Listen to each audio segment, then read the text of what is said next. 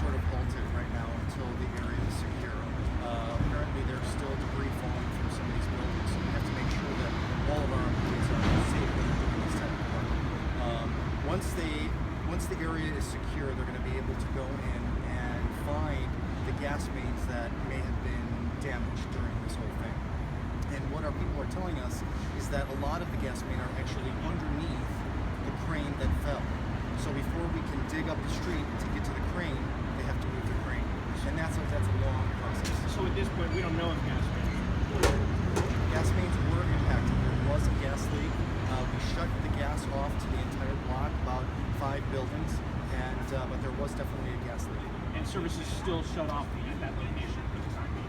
Service is shut off for gas for those buildings. There was no problem with electric, steam. We shut off one building with their steam service. But what happened was basically is that when this thing fell, it fell at such a force that it damaged the infrastructure that's underneath the street. So that was a pretty devastating blow. Is there any danger to people living around there or walking around? Well, there's no gas right now for gas service, so there's no danger for gas. But we're always reminding people that if they smell gas, they should call 911 or call us at 1-800-755. What work is being done right now, or do you really just have to wait until that scene clears? We have to wait to make sure that the scene is secure before we send our crews back in there. There is debris falling into the street right now. The last thing we want is for our workers to get hurt or injured.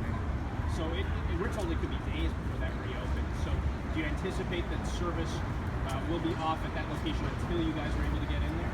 We're expecting this is definitely not going to be an overnight job.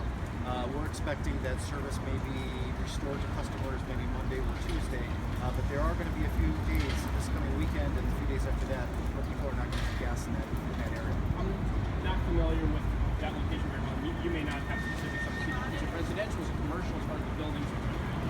Maybe a Okay. Is there anything else that you wanted to add as far as where things go from here and what you guys